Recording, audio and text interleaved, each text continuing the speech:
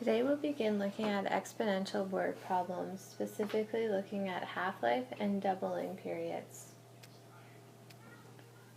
So in general, our half-life is represented by the formula y equals c times a half all to the power of t over h, and our doubling period is found by solving the equation y equals c times 2 to the power of t over d.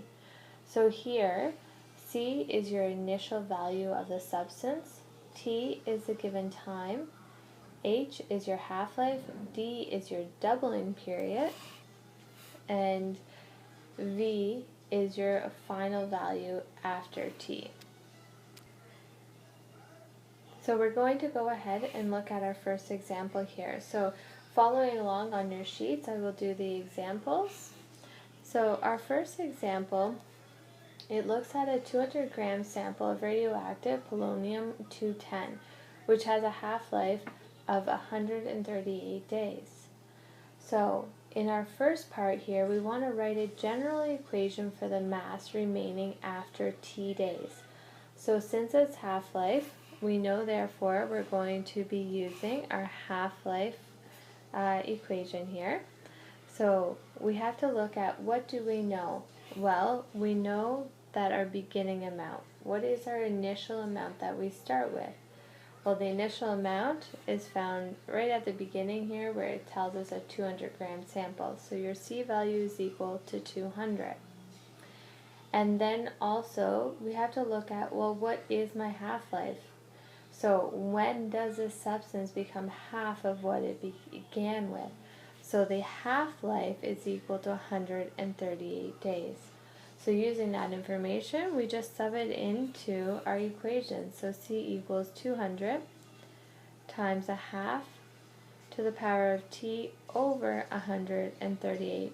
T over 138 is your whole exponent. So please make sure that you do keep that in your exponent position.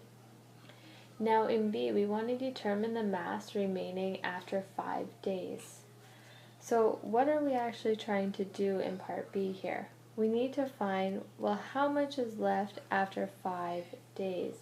So our T is going to be equal to 5, and we're solving for Y. So we sub in for our T value, so 200 times a half to the power of 5 over 138. So when we do our calculations there, first make sure that you do the half to the power of 5 over 138 first, then multiply it by 200. Remember to always follow BEDMAS. So our Y value is going to be approximately equal to 195. What is that 195, you may ask? So therefore, approximately 195 grams are left after 5 days. And then in part C, it asks us how long does it take for the 200-gram sample to decay to 110 grams. So C is a little bit different here than part B. This now is giving us what our Y value is, and what we want to find is our T value. So sub in for what we know. We know our Y, so 110 is equal to 200 times a half to the power of T over 138. So our first step here, divide both sides by 200, because we need to get our variable by itself. So we're left with a half to the power of T over 138, and 110 divided by 200 is 0.55. And then what we're going to do, since we're trying to solve for our exponent, from what I showed you guys on Friday, we looked at logs. So if we take the log of both sides, we can use our handy properties of logarithms to be able to solve for our time. So when I have log here, I'm going to have log of 0.55, is equal to, I can bring that exponent down in front because that's a property of my log, remember. Sorry, that should be 138 log of a half. And then from there, what I can do is I can divide both sides by my log of a half. So I'm going to be left with log of 0.55 divided by log, you can rewrite the half as 0.5 because it is an exact decimal, which is equal to t over 138.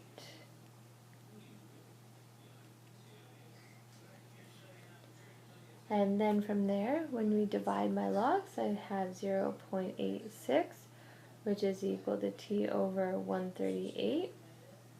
And then I can cross multiply there, and I'm going to get that t is equal to 118.68. So therefore it takes 118 days. And that's our first example. So our next example here is looking at a sample as well. So after 10 hours, a sample of plutonium-243 has decayed to be 1/16 of its original mass. We want to find the half-life. So let's write what we know here. We know our time, which is equal to 10, since it tells me 10 hours. And we know our half-life, and we know how much is remaining after, our half-life here. So we also know our y value. So our y value is equal to 1/16. So let's write out this. So we have y equals c times a half to the power of t over h. So we know our y is 1/16 is equal to c times a half to the power of our 10 over h. So then what we know is we assume my c value is just 1 because you're talking about one full amount. So I can write that as 1/16 is equal to a half to the power of 10 over h. So from here, since I need to find my exponent again, my h value, because that's my half-life, I'm going to take the log of both sides.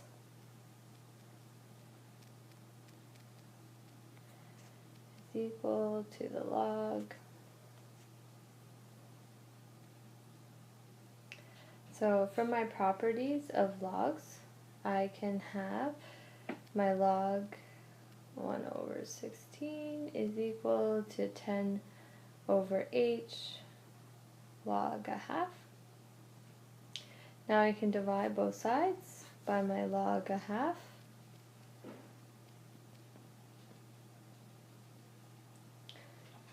So I'm left with 10 over h.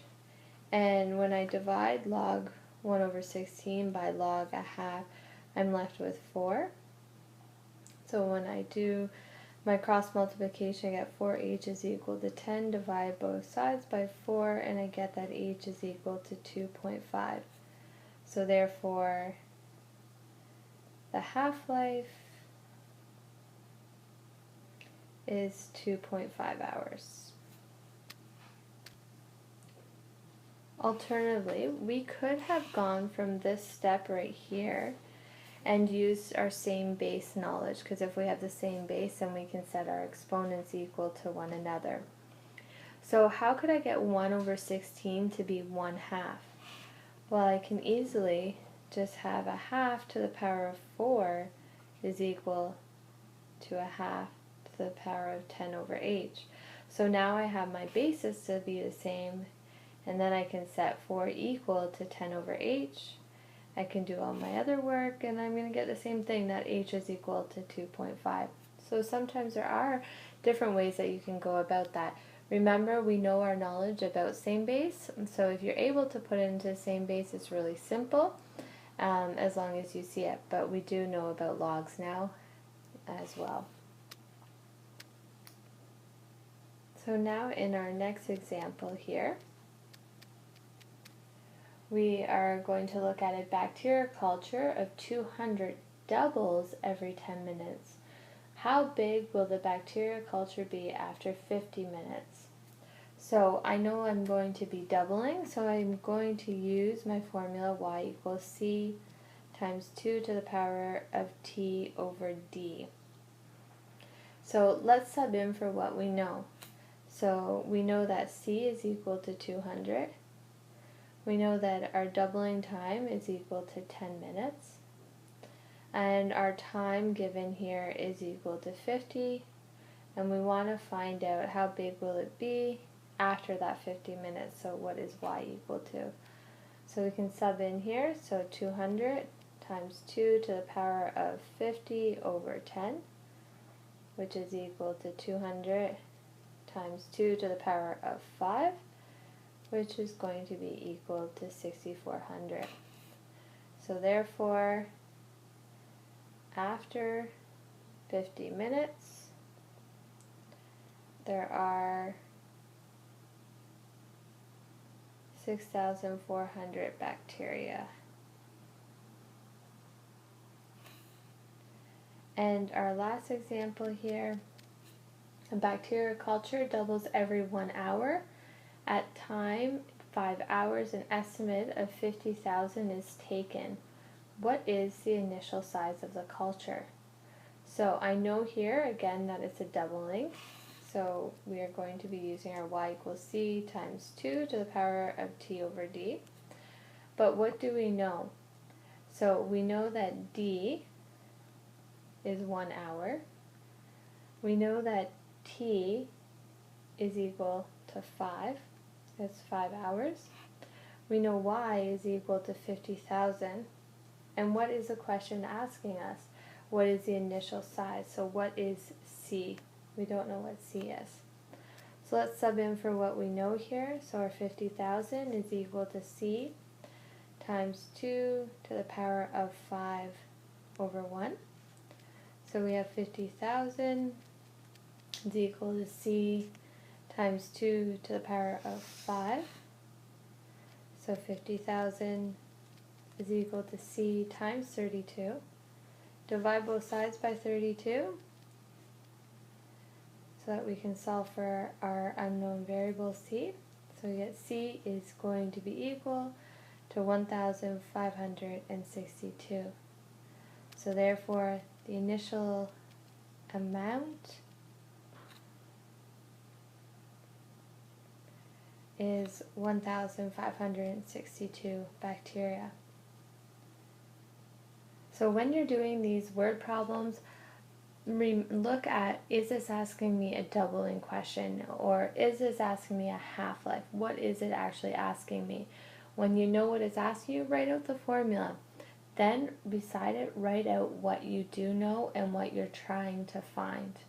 It will make your life so much easier when doing any type of application question if you go ahead and do this. So now, please stop the video and go ahead and do your homework.